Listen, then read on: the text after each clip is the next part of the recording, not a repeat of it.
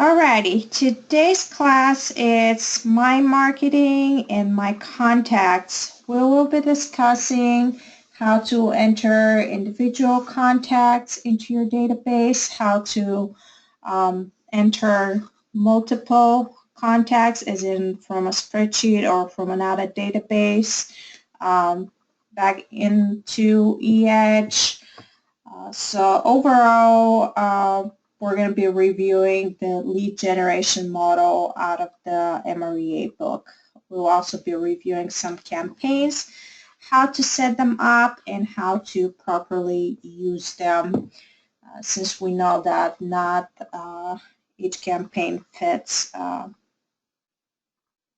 everyone in your database, or at least they're not supposed to be used that way. So we're going to start with just the basics, entering individual contacts into your database. Hopefully everyone can see my screen. The first step would be to obviously log into MyKW.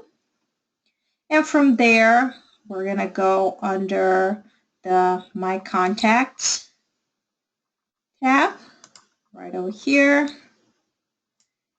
And we're going to click on the plus sign next to My Contacts and select Add New Contacts. That will, I just need to refresh the page. That will take us to the menu that will allow us to enter individual contact into the database. Don't get scared if you see this little waiting window. The system is a little slow, so it is normal for it to take a little while to load.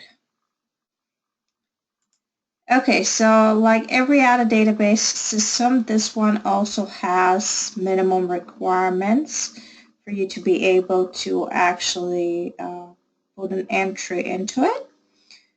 For eEdge, the minimum requirements are first name, last name, and one of the following three, either phone number, email address, or a mailing address. As long as you have one of those three criteria entered, then you should be able to proceed just fine with your entry. Again, that would be first name, last name, and you have a little star next to it to remind you that those two are required fields, and also one of the following three: phone number, email address, or a mailing address. Now, oftentimes we're going to be receiving leads and we either don't know their first name or last name, or they're giving us different name that cannot be used. That is perfectly fine. You could always put a symbol in one of those boxes and the system will still accept the entry. So let's say you don't know the last name, so you just have John, no last name. We can always put a dash or a dot or anything like that, and the system will accept the entry. Phone number is another one of those required, either phone number, email address, or mailing address. So for me to just enter something to show you right now, it's going to be easy if I just enter a phone number. Okay. And here are some of the other things that are made available for you, and all of those are optional. However, they are in the system. They're designed to make your database more organized and to make you more efficient whenever you're doing your lead generation during the morning or the afternoon or so on. So you have the option to select the status of the contact you just entered, and the available options are lead, hot, warm, cold, pending, or sold. I would recommend, until you've actually established contact with a particular contact and you know what their actual status is, either hot, warm, or cold, just leave them in lead status. That will be your indicator that further action is still required when it comes to this particular contact.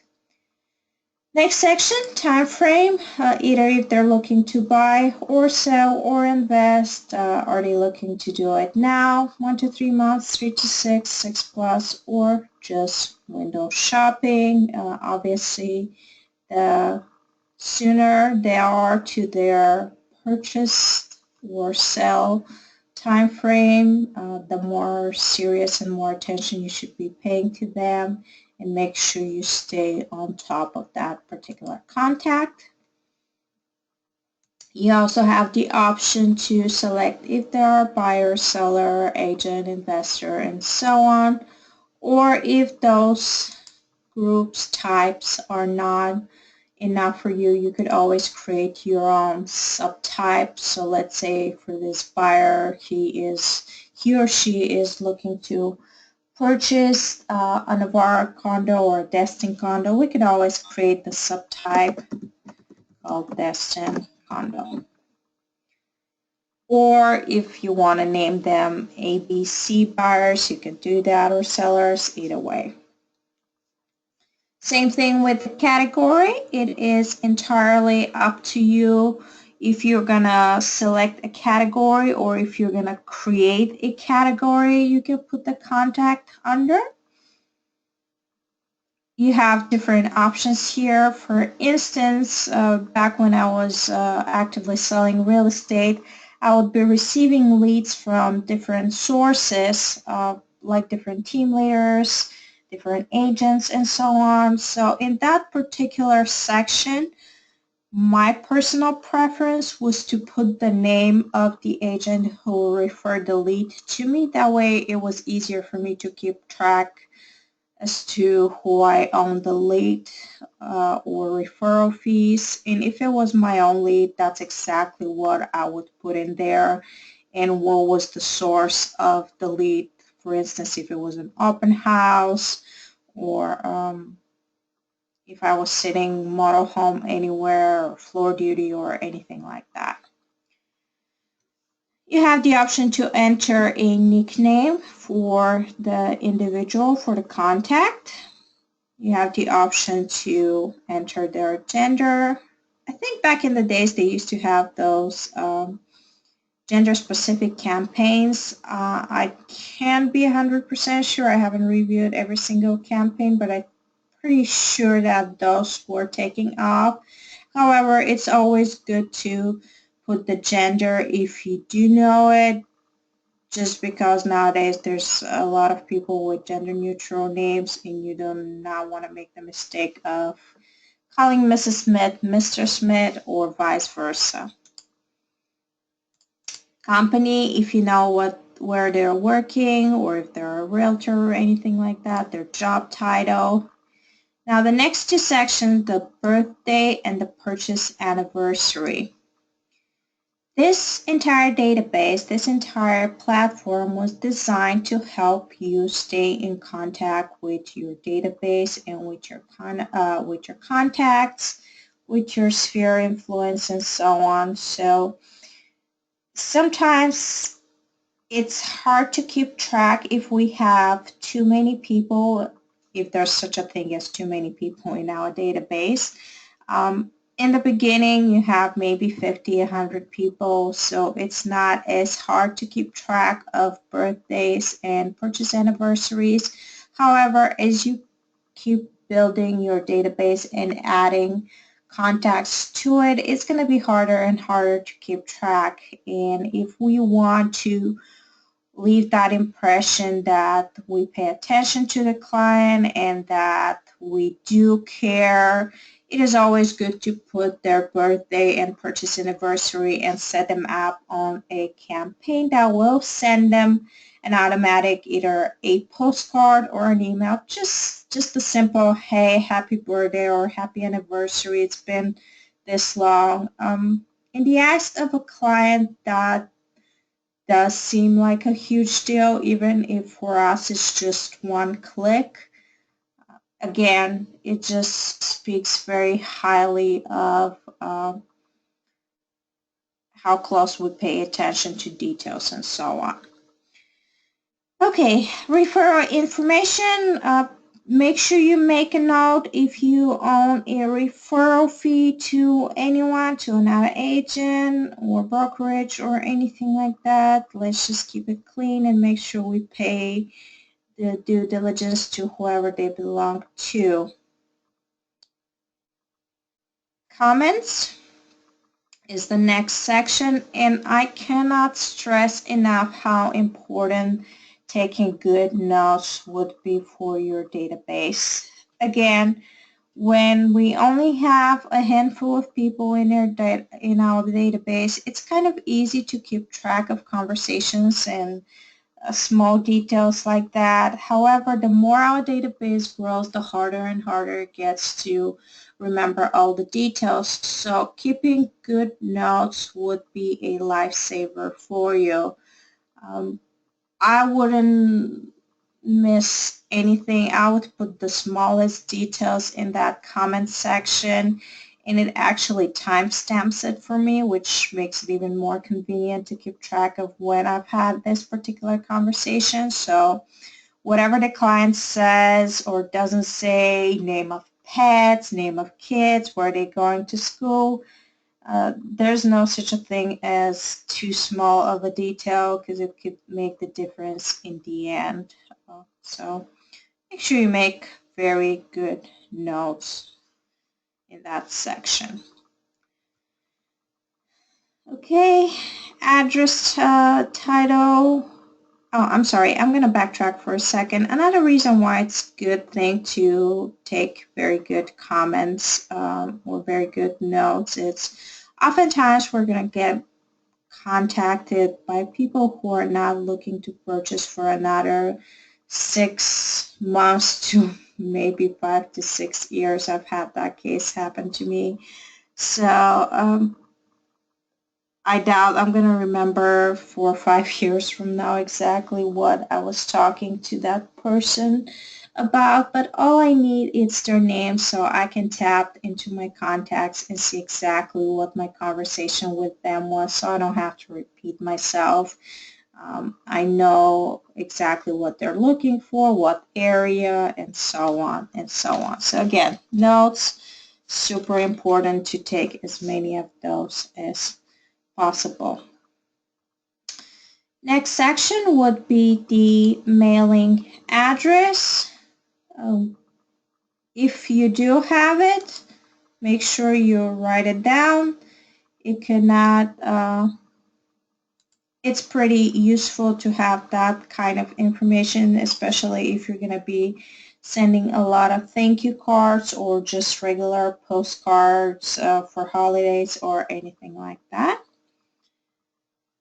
Secondary details. Here you can enter if there is another decision maker in the purchasing process, like a spouse or a family member. So you have the option to enter their contact information in here as well. And the last option would be under emails. You have the option to send them a little welcome email.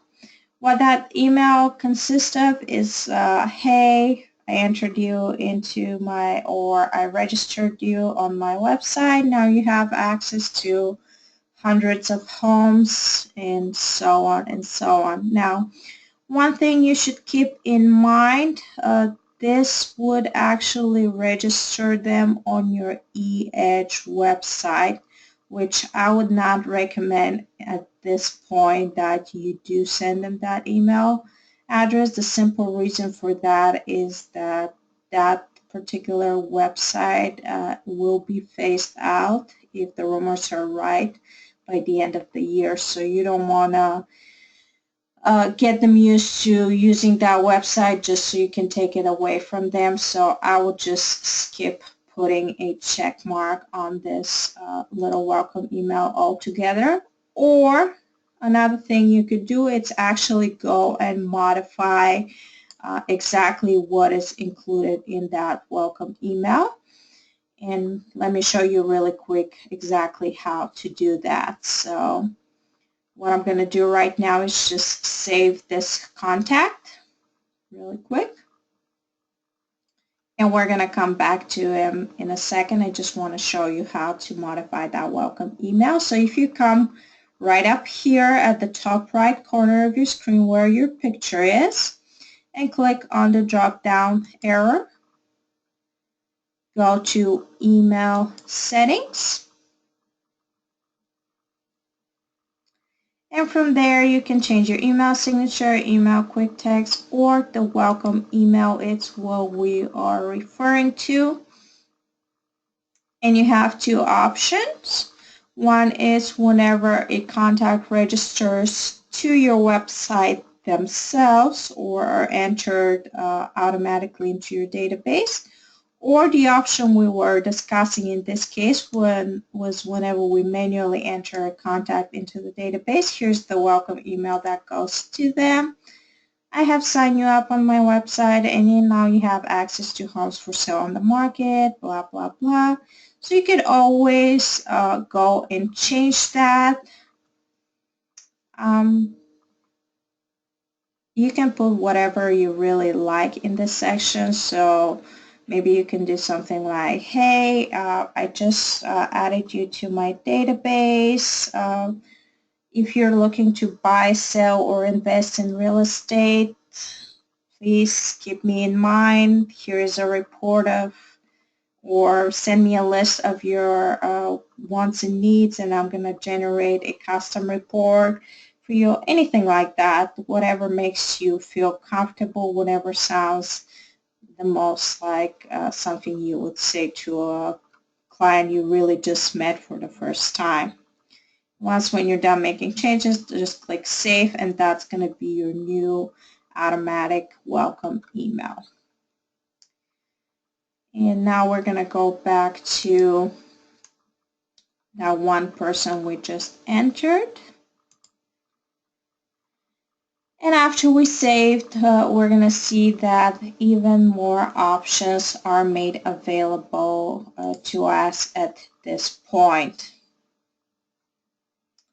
Some of the options are those tabs up top, like the listings, alert, saved, and view.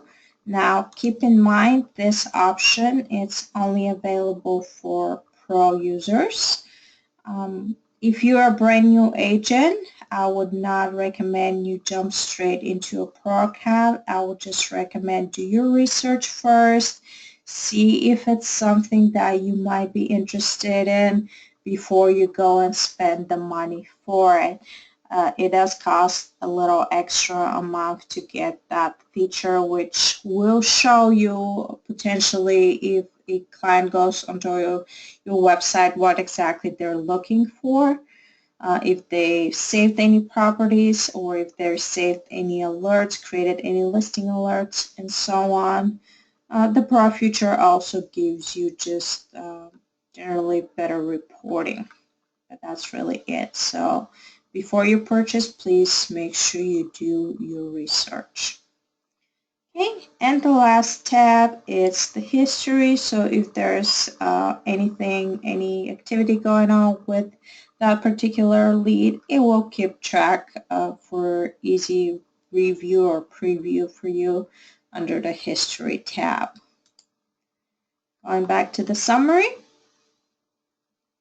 we also have an easy way to change the status once when we've established contact with this particular contact from a lead to hot, warm, cold, retry, or so on.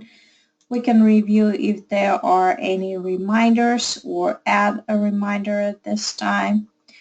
We could send an email or send some listings, entirely up to you.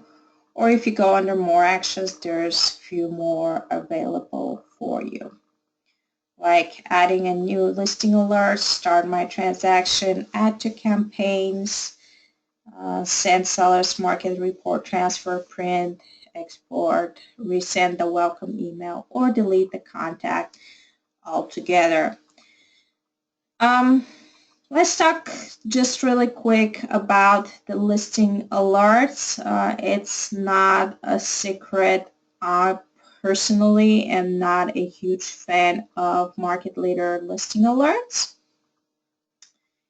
And for that particular reason, I personally prefer to use Flex MLS saved searches instead of the listing alerts. And the second reasoning behind this whole thing is that, again, as I mentioned earlier, eventually the eEdge websites will be phased out. So I don't want to encourage any clients going into a website that would most likely not be active in a few months from now. So for that reason, I would not even touch the listing alerts.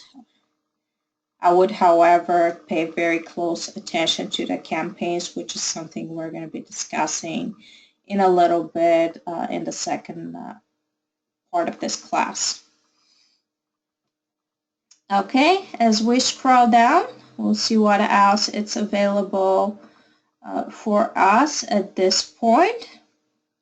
So we have all those fields that just opened up, like the emails, reminders, campaigns, and groups. So I'm just going to expand all of them by clicking on Show All. Okay. The first one is the emails. If you ever send an email from this particular system, it will keep record for you under this section, emails. So it's gonna show you the contact name that the email was sent to.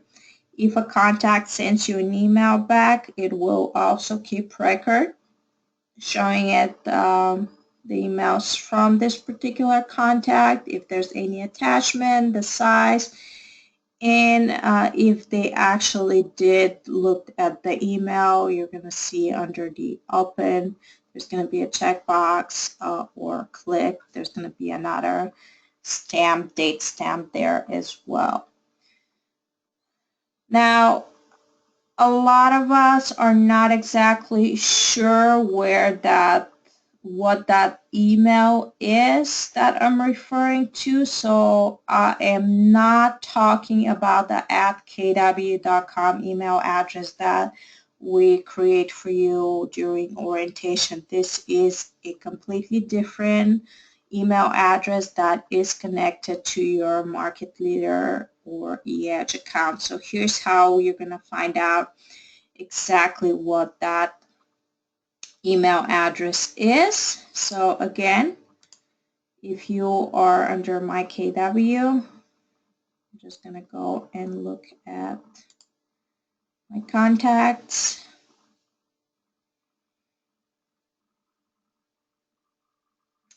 Give it a minute to load.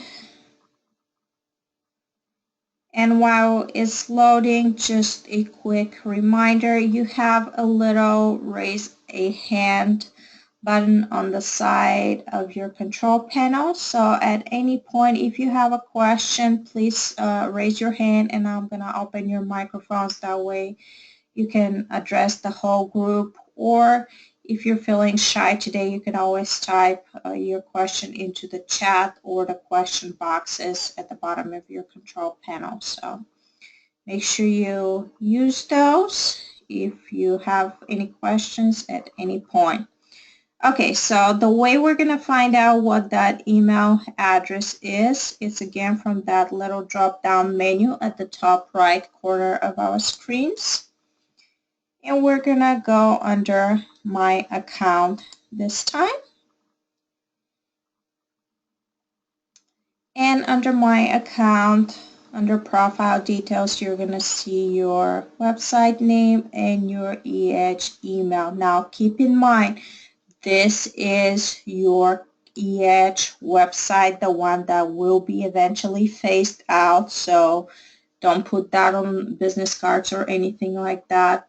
And this is the eEdge email address I was referring to. So anytime you send an email out from within eEdge or from within Market Leader, this is the email address that will be appearing on the receiving side. The same thing if you set up your campaigns, and at any point if one of your clients decides to answer back to a campaign step, this is where it's going to go into your kwrealty.com inbox, which is connected to your market leader. So I will go under a little more details about the emails in a different class, which is the eEdge, my leads, my emails, and my action plan. So make sure you register for that one. It is coming up, if I'm not mistaken, next week. Okay. I'm just going to review if there's any questions really quick.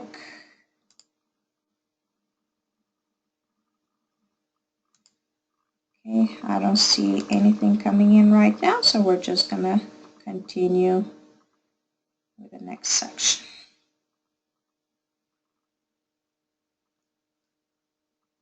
Okay. Next section would be reminders. So I'm repeating myself a little bit here, but again, right now it's easy to remember small details and stuff like that. However, in time it may get a little more harder to recall conversation and so on. So I personally like to set up reminders when I need to be following up with a particular client.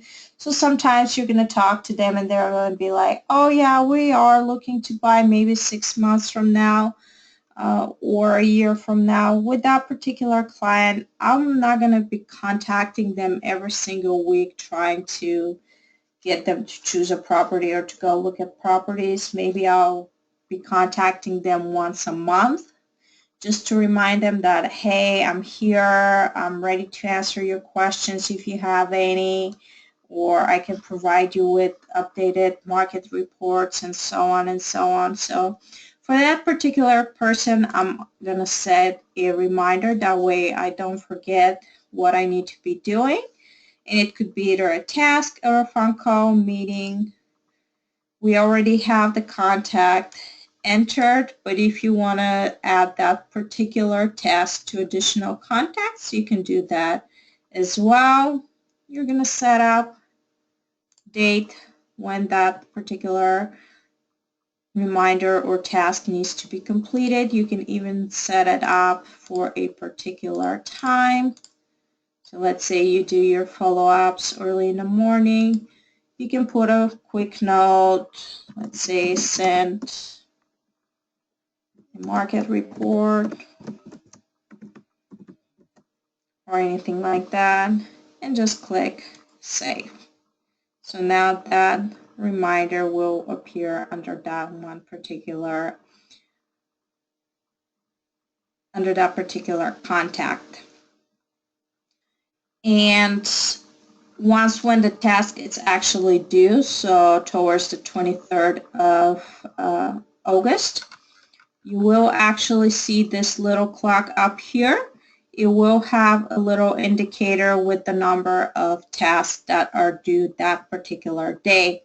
So it's going to have a little 1, 2, 3 or so on number right above in red, right above the little clock here. So that shows you that there is a reminder due for you. So make sure you go and keep a close eye on those reminders. Okay. Next section would be your campaigns. You can add the contact to a campaign or go to the campaigns at this step. Do not go at the campaigns just yet. However, let's just look at how we're going to add the contact to the campaign. Simply click on it. And if there's any campaigns you can select from, you're just going to click add, and you can do it this way for quick use. Or if you don't have any campaign set up, then at that point you will have to go to the campaigns page, which is the design page, and set up your campaigns. But again, this is the second section of the second part of our class, so just stay with me on this page for right now. And the last section is the groups.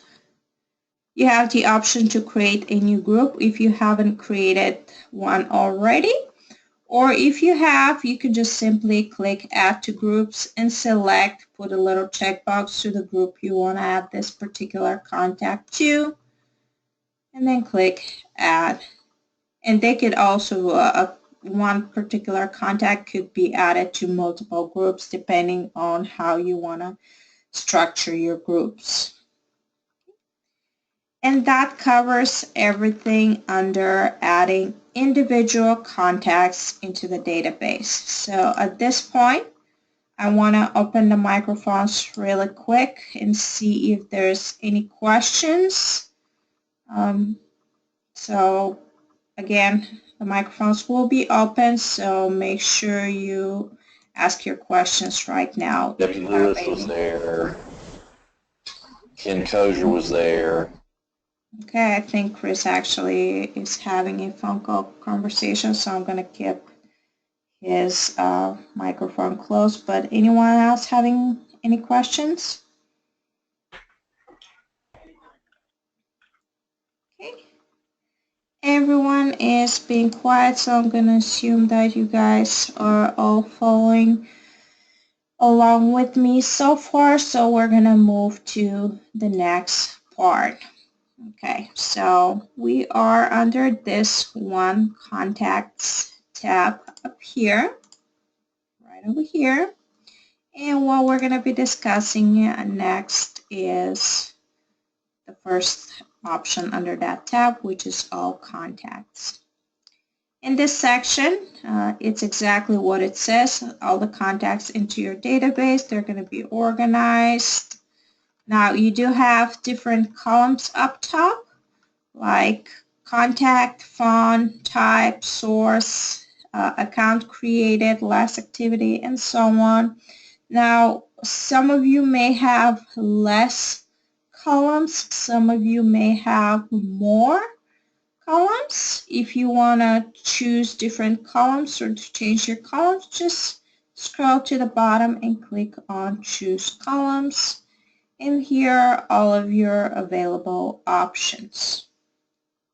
Again, the average price they looked at, the viewed properties, the saved and looking in, those are all pro features. So since I have just the basic account, I don't see the point in keeping columns that would not display any helpful information to me. So I took those off. Once when you're ready with your selection, just simply click Submit. Okay, now as far as the contact search area, you have basic contact search form, which includes the full or partial name, phone number, and primary address.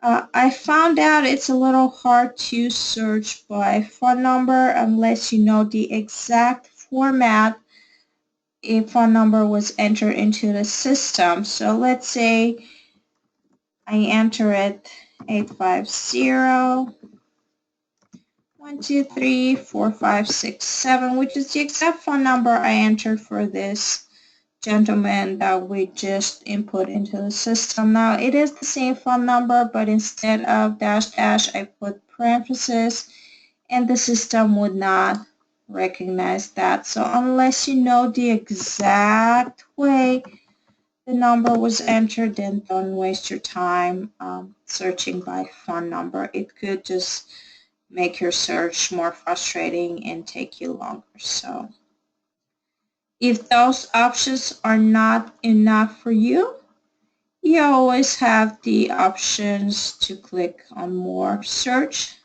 options. And now you have the ability to search by groups, by types, by dates the account was created or last active, by the categories you've created, and so on and so on. So you always have that available for you. So that's just everything under all contacts.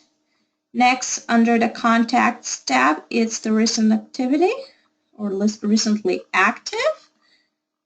It will just show you a record of the past couple of weeks of who has created an account or who actually went onto a website and checked their current account.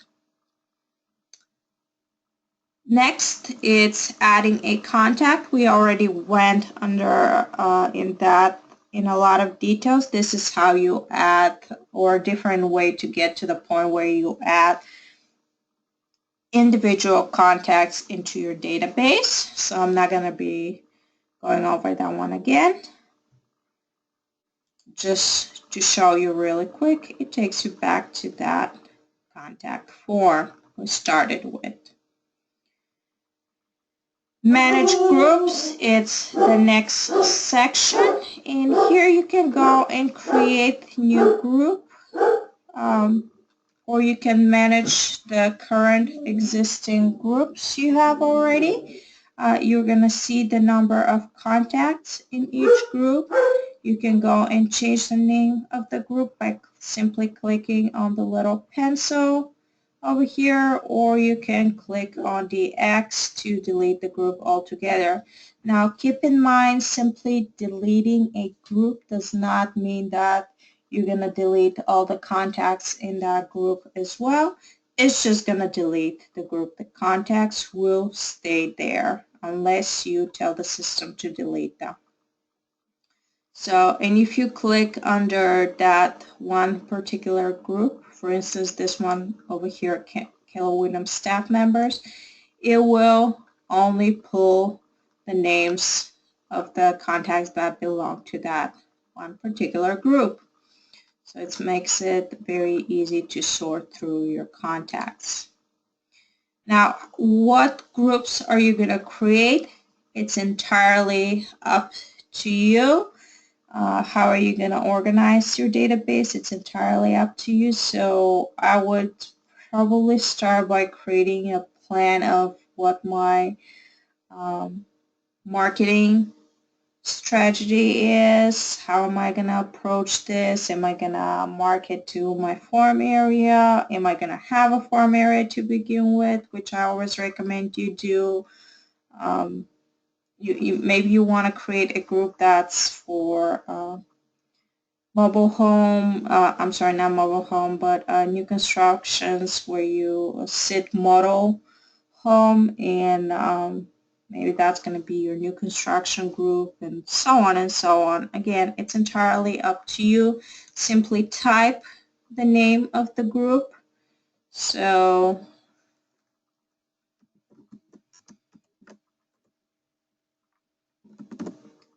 and click Save, and that will add the group to your list. The way that they recommend in the MREA book, Gary Keller's lead generation model, is they recommend you divide your contacts by your general public group or your haven't mets, your targeted group, which are your haven't mets again, your met group, and your allied sources at the very least. That way you can focus different campaigns to those people. You can set up those people to a different campaigns. Okay. And the last section under this particular tab, contacts, would be the import/export. Now this section, it's referring to importing and exporting multiple contacts from your database. So we're not talking about one contact at the time. We're talking about maybe hundreds or a big amount of people that you're going to be inputting into your database. So you have different options here, and pay close attention to what happens down in this section right here as you select the different options. So if I select the basic contact list, It gives me a little description. So minimum column requirements is the first name, last name, and one of the following, either email, mailing address, or a phone number. The phone number is not included here, but I just showed you that the phone number is one of the accepted requirements of the system. So all we have to do is either click on Learn More about importing contacts, or just simply download the basic contact list template and follow this template as to a guideline to what our spreadsheet should look like, because this is really what it is. It's a spreadsheet. Now, if I change it from a basic contact list to an Outlook CSV file, you'll see that the notes underneath change as well, giving me different criterias. Top producer changes again, and we have the My Real Estate Tools or My Red Tools option for a CSV file as well. Now, one thing to keep in mind, I've tried uploading different databases into my market leader account. However, the only one I've truly had success with was using the basic contact list. It was the easiest, fastest, and the only one that really worked for me. So I want you to be focusing on that one particular type of file, at least in the beginning, until you feel more comfortable with the rest. Okay, so step one is to choose what kind of file you want to upload. Step two would be to select your list to import options. So again, until you've reached out to every single contact into your database, I always recommend you just keep them in lead status. At this point, maybe we do, maybe we don't know what they are, if they're buyer, seller, investor, or so on. So you can select what type to put them under. And if you want to add the contacts to a group, I find it easier to keep track which ones are the new contacts. Therefore, I always create a group, either a test group or a group with the date I'm uploading the contacts into the database. That way I can keep track of them. And the last step is to attach and import the file. Now, I don't have the file yet, so just to show you exactly how this works, I'm going to go to the property appraiser website. So let's say for Santa Rosa County.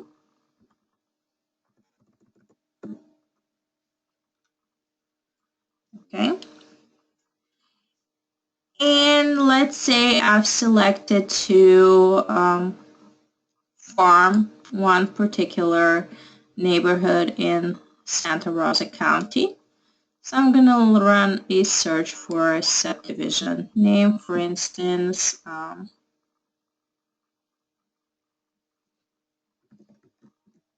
Reserve Pointy. So here's my subdivision. I'm going to click on that one. And here are the names of the people in that subdivision. So we have first names, we have last names, we have addresses. So we have all of the requirements that the system is asking from us. So what I'm going to do is print the mailing labels on the bottom. And at this point, I'm going to select to open the results in an Excel spreadsheet so I can easily manipulate that spreadsheet. And here's the spreadsheet I just downloaded from the county website. So I have the owner's names, we have the situs, we have the address. Now keep in mind this is a townhome subdivision, so maybe sometimes the situs will be different from the actual physical address. The reason for that is a lot of those homes are used as an investment properties, so the owners don't live on site. So I'm gonna delete the information I do not need. For instance, I don't need the parcel number, so I'm going to delete that entire column. It's going to take a little bit of time. The bigger your database is, simply to clean it up a little bit. For instance, maybe I don't want second owner's name in there. I'm going to move them to the first owner's name. For instance, this lady here, I'm going to move her name to the first. This is what we like to call massaging the database, or just cleaning it up a little bit so it fits our needs.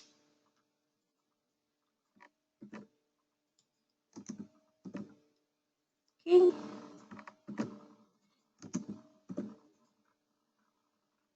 So let's say we're done cleaning up this whole column. I'm going to delete it as well. So I'm just trying to clean it as much as possible.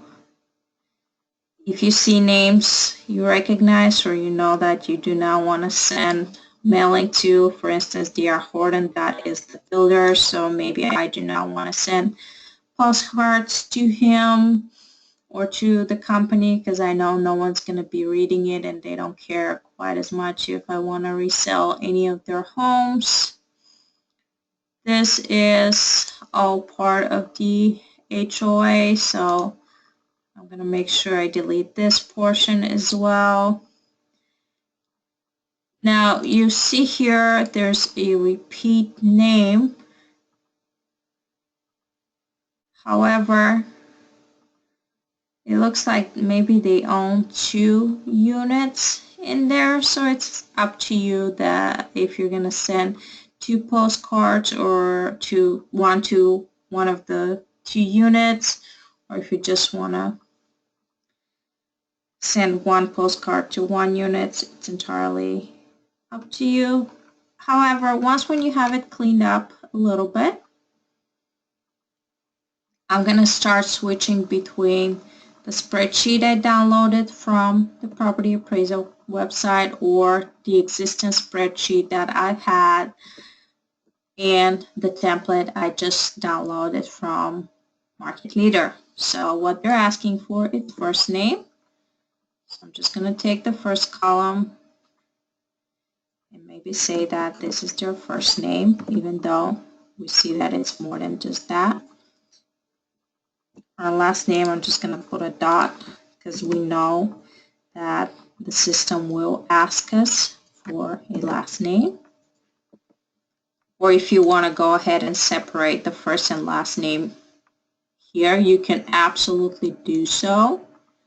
I know there's easier ways, but if you're not that computer oriented, you're literally just going to copy and paste the name from one section to another. And so on and so on. Just go down the list. Then I'm going to copy the address. However, my mailing address will be address 1, which may not always be the address of the unit. I'm going to paste it in here. And the situs, since I want to know exactly which unit I've been contacting them about, I'm going to copy and paste the situs as well as my address 2. So going up the list, just trying to find up top where address 2 is. And there it is, address, city, and state too. So I'm going to paste that there. And since we know where exactly the subdivision is located, we can fill in the rest of the information ourselves and just copy and paste it on the list.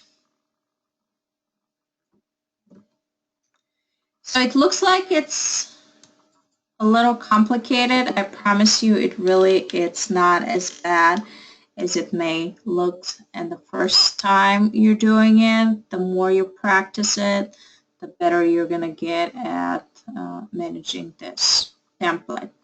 When you're done, you're going to save it and you're going to close the spreadsheet. I'm going to close that one as well and go back to my market leader. So we've already went through step 1 and 2. Now we are at step 3, the attach and import of the database. We're going to choose the file. It's the one we just worked on right here. We're going to put a little checkbox that says that they agree that have opted in and click import. If everything worked well, then we'll see at the bottom that it's waiting to run, and it hasn't told us just yet how many contacts were being imported or how many it failed to import. So if you had any duplicates with the same mailing address or with the same phone number or anything like that, it will simply give you a little failed message saying that, hey, this many contacts weren't able to import because reasons, and so on. So that's pretty much how the importing a larger database works when it comes to Market Leader. Again, it looks a little complicated, but it's not, and I'm actually not going to wait because usually it takes 5 to 10 minutes for, sometimes even more depending on how big the database is, to import all the contacts. So we're going to move on to the next section, which is their campaigns, but later on we're going to come back here and make sure that the contacts indeed imported. So again, I'm looking at the question section. Is there any questions so far or any comments you want to make at this point?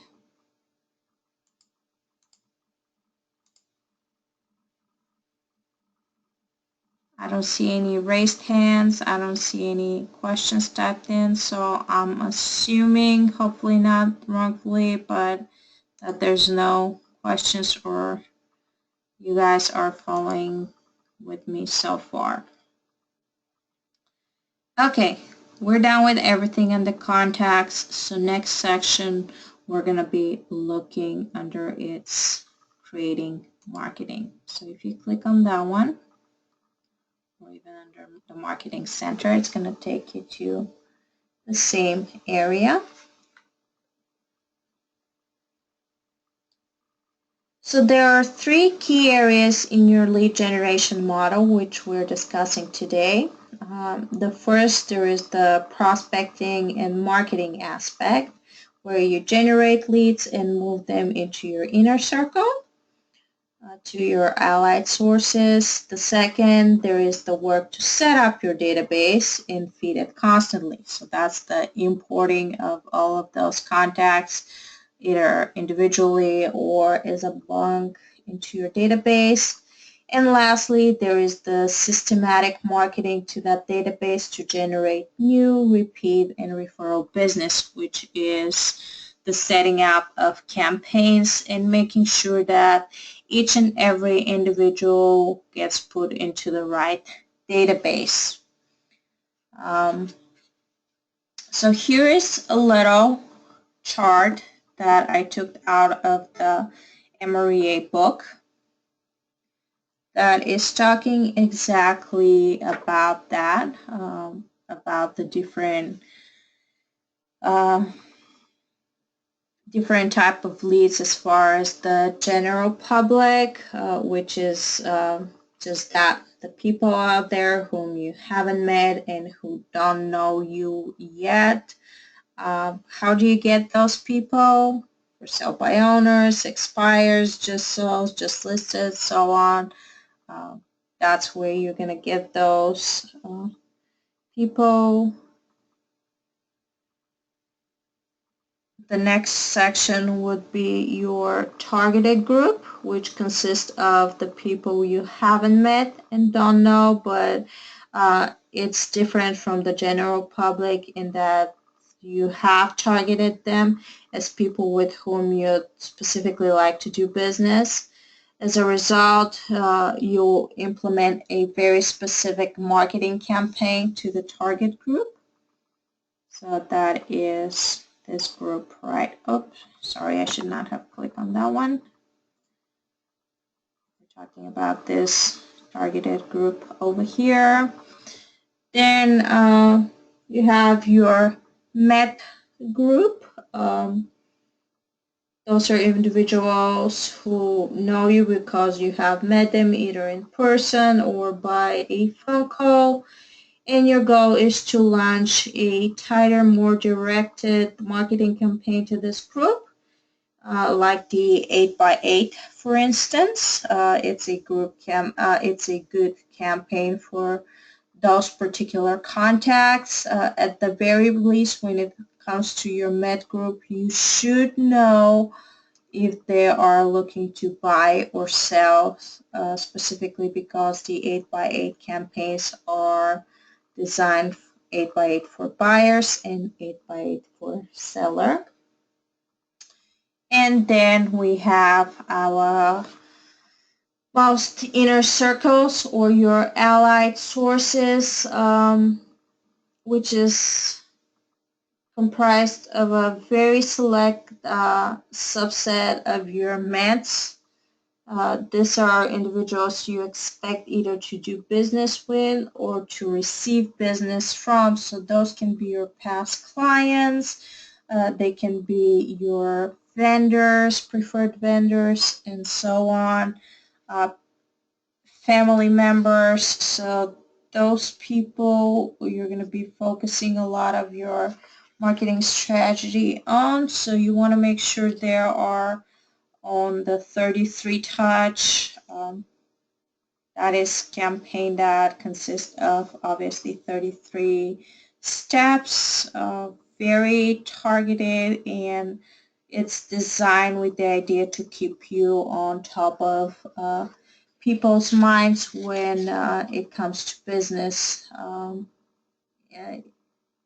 When it comes to the battle of the real estate consumer mind share, you're either first or second, or you're just out the door pretty much. So you're either at the head of the class or you're with the rest, somewhere lost in the masses. So unfortunately, it's kind of like whenever we're looking at commercials, the commercial that it's most repeated on TVs, or the brand that appears more often in front of our minds is the one we usually can recall when it comes to, let's say, a dish soap or a laundry soap or anything like that. So it's the same with the real estate. Your name needs to be on top of people's minds, otherwise they're just gonna recommend someone else. Okay, and back to the design center or the marketing center. So before I go and look deeper into any of the campaigns, and I'm going to apologize for this, but I haven't been in this system in about a week, and I see that they've done some changes, and as always, Market Leader doesn't necessarily notify us when there's changes made. So what I like to do before I start designing any marketing materials and go and preview my contact information, my marketing contact information, and so on. So the way I would do that is through this drop-down menu again at the top right, and go under My Account. And from here, I will be looking at the marketing section. Make sure I have the proper email address in there. Make sure I have the proper website, which does not have to be your eEdge or eAgency website. I would recommend always put your MyKW website in that section. The disclaimers stay as they are. If you don't have your mobile app URL, make sure you put that in there. The marketing address.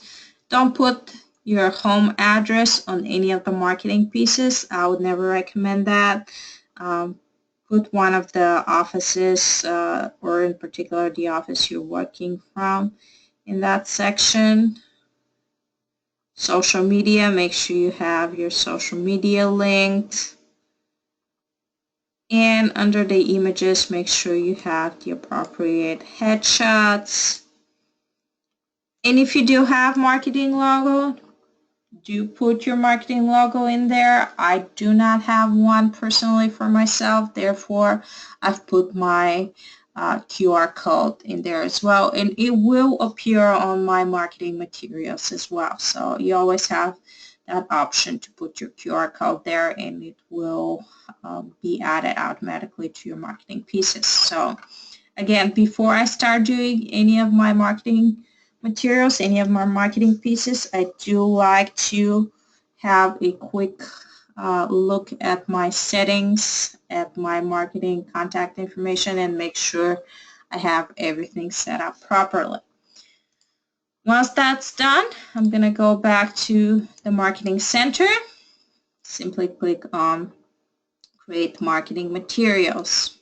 So you have three options. You have the options for the email marketing, you have the options for the print marketing, or you have the options for campaigns. So all of the editing tools work pretty much the same, so I'm not going to be reviewing each and every one of them individual. The one I want you to be focusing the most is the campaign tool. And but before we go to that, just a quick note on the print marketing.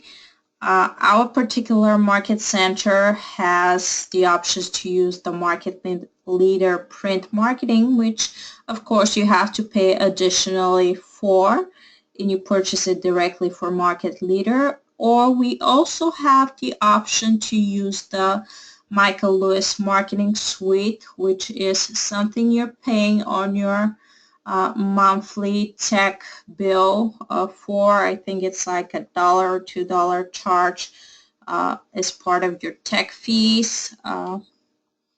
But they are also a very good place to refer to when it comes to print marketing, like flyers, postcards, business cards, door hangers, and so on.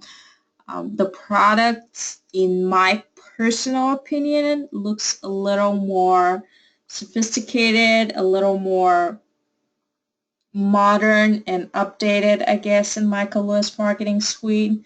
But then again, Market Leader has some additional options like birthday cards and holiday cards that Michael Lewis is not offering at this point.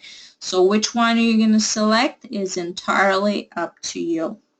I just want you to be aware of both. So you have the print marketing here in Market Leader, and then you have the marketing, the print marketing in Michael Lewis Marketing Suite. If you do not know what I'm referring to, please ask your director of agent services in your particular office, and they'll be able to show you exactly what we're talking about in here.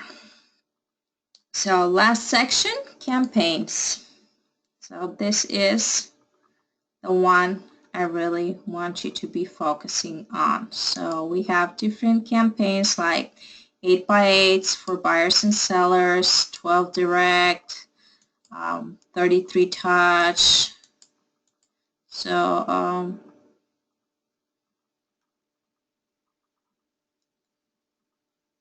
we have the option to set up any of those. Right now I'm going to just click on the left hand side right here where it says campaign templates. I'm going to select this option, and we have 62 results. So we also have some mobile app campaigns. So it's not just the 8x8, 12 direct, and 33 touch.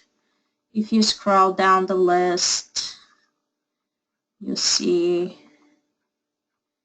you have, or at least we used to have, more than those options available. Okay, so there's the birthday reminders, there's the birthday post, birthday greetings, mobile app campaign, purchase anniversary campaign. We talked about those whenever we were adding individual contacts into our database. So let's just take a quick peek at the mobile app campaign, since I think this one is one of those campaigns that you should have absolutely all of your contacts set up on, especially since nowadays we are so focused on technology. Just about anyone out there has a smartphone or a tablet, and when it comes to house hunting, a lot of the people are contacting us after they find the home online themselves. So we need to stay competitive. We need to have our mobile apps set up, and we need to strongly advertise those. So the mobile app campaign, it's a good one, and has just a handful of steps that we can go really quick over. However, after the class, I absolutely recommend you have all of your campaigns set up, not just the mobile app, but I very strongly recommend you have the 12 direct set up, 8x8, one for buyer and one for sellers set up. The 33 touch absolutely must be set up as well. And the birthday and purchase anniversary are really optional, but it doesn't hurt to have those set up as well. Another thing you need to understand is how those campaigns exactly work. So each and every one of those campaigns, it's updated annually. They are being updated in April. If I recall the correct time, it was sometime around the 20th of April. So all of the old campaigns are wiped out at that point, and a brand new fresh material it's added to the campaigns. That way you make sure that, first of all, you don't send or repeat the same marketing every couple of weeks. You stay up to date with the market conditions and so on. So again, wonderful tool to use, and you absolutely should have all of those campaigns set up and make sure all of your contacts are entered in at very least one campaign at a time. So once the cycle ends in April, all you have to do is go and reset up all of your campaigns. I know it's annoying. I know it could be frustrating and a little time consuming, but again, the resetting F campaigns, it's designed to actually help you by keeping you up to date with the current market conditions. With that said, let's have a look at the mobile app campaign. And if you scroll down a little bit, you'll see you have two options. One is for individual, the other one is for teams. So if you are a part of a team, you can also use the team campaign as well. The only difference between the two is that with the team campaign, it will add the team logo on the bottom of the campaign step. Once when you decide which campaign you want to set up, you're simply going to click on choose this template.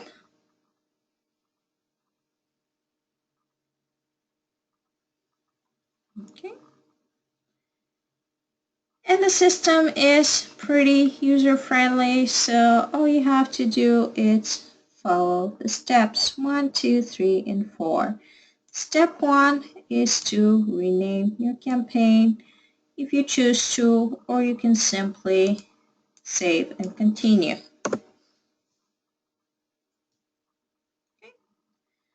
Next step is to review and configure the steps. So you have, it actually says it's 8 steps. In here it says step 1 of 8. However, only few of those steps can be personalized. As you can see, the rest are just activities. So step 1, it's a quick email. It says right over here what kind of step it is. So if it's email or activity, so it's an email. And if we click on personalize, this is what the email will look like. Now you see a lot of dash lines. Those are just the security lines, so don't worry about that. If you click on preview, you'll actually be able to see what the email will look like without those lines. So you have the subject title, the client name in there. You have your website, which is hyperlinked. So if I click on here, it's going to take me directly to my website. It has a little article. It has a link to your mobile app download page. As your signature line, here's the QR code if anyone just wants to scan that. And it has the KW logo. Now, if you're happy with the way this looks, great. All you have to do is go back and save it. However, I personally am not very thrilled with their signature line, so I would usually go and make some adjustments to my signature line and maybe try to adjust this logo and QR code as well a little bit. So back to the edit page. I'm going to scroll down. So if I want to make any changes here,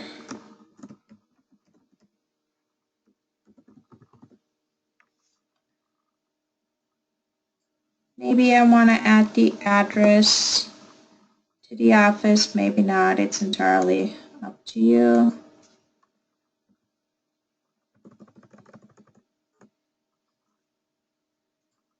If you do not want the office phone number in there, you do not have to have it. It's entirely personal preference. Let's say this one can be call/text. And if you want to add anything else, entirely up to you.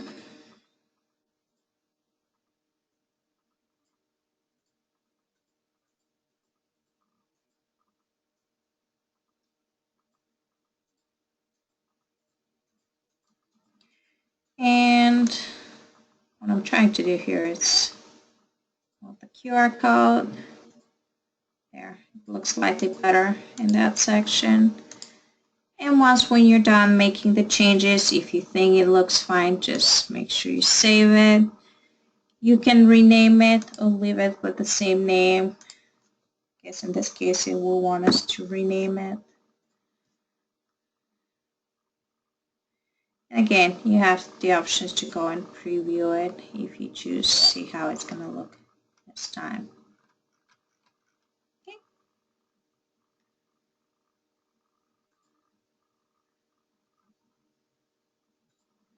Once when you're done, you're going to exit. And now you're going to see that before it was saying personalize for the step, and now it says edit. That means that at some point or another, we actually did go ahead and touched that particular piece. So we can move on to the next step, which is an activity. It's a social media post. Post a status update to your social media channel to promote your app. And this one particularly talks about Facebook, but you can also post it to Twitter, LinkedIn. They do have the Twitter status update as well, since we know those are character limited, but you can also post it to LinkedIn, Google Plus, and so on, depending on what social media you use. So you're going to go through each and every one of those steps. The ones that allow you to personalize, you're going to go and do that. You're going to personalize it. You're going to review the rest of the steps because you want to make sure that you know what's going on. When you have a step that is a phone call, usually those do come with a little script. Hello, this is Vanya with Keller Williams Realty. Am I calling at a good time? I have some exciting news to share. So you just go through the script. So that makes it actually really helpful whenever you do your lead generation. Again, make sure you touch each and every one of the steps. Like this one here, it actually has a little video that you can watch on how the mobile app works, which makes it super convenient. Again, another task for social media posts until you go through each and every step. And at the bottom, once when you're done, you're simply going to click Save and Continue. So that pretty much finishes steps 2. Step 3 is to add or remove contacts to your campaign. As I was saying, specifically the mobile app campaign, it's one that you should have absolutely your entire database under, since it's something that has been used recently to find properties by just about anyone, the mobile apps like Zillow and Trulia and Realtor.com. So we want to make sure we get in on the action. So I would add all eligible contacts. But let's say that this was a little more group-oriented campaign, then I'm going to select which particular group I want to set up to that campaign. That will filter my contacts, and at this point I can add all of the eligible contacts. And you'll see once a contact has been added to the campaign, it's going to be moved from the left-hand side to the right-hand side. And once when we're done, we're going to click Save and Continue. And last but not least is to review and activate their campaigns. You have the option to select what needs to be done once the contact completes this particular campaign. So they can be added to a different campaign that you're still going to have to go and set up before we can do that. And you have to select the little checkbox saying that you have reviewed the campaign and its recipients. And the second checkbox is if you do want to include any showcase properties to that particular email or to each one of those email steps. Once when you're ready, you can activate the campaign, or if you still think there's any changes need to be done, make sure you save it. But in my case, I'm just going to activate the campaign. And now you're going to see it showing up on the bottom. It tells you exactly how many people were added, how many email steps, how many additional steps, either activity or anything like that, and what would happen once when the campaign expires. So that pretty much covers everything under setting up campaigns. Are there any questions at this point? I know we only have a handful of people, and a lot of you are already familiar with the system, but I want to make sure I've covered everything. So if you do have any additional questions, or if you want me to talk about anything else, I'm actually going to open the microphones so you can ask your questions at this point out loud. Just pay in for that and then go in with the card if the balance is left. With the exception of Chris, because he is still on the phone. Okay. Any questions? Any comments you want to share with the rest of us? Since everyone is staying very quiet and I think I've covered everything that needed to be covered today, I'm going to conclude this class. Thank you everyone for taking the time to join me. I did record this session, so it will be posted on the YouTube channel. If you have any comments, you can leave them on the YouTube channel at that point. Or if you have any additional questions, I think you all know how to reach me at this point. My cell phone number, my email address are available. You can just ask your directors of agent services. If you need any tech assistance, please make sure you use the ticketing system. And again, if you have any questions, just let me know. Thank you everyone and have a wonderful week.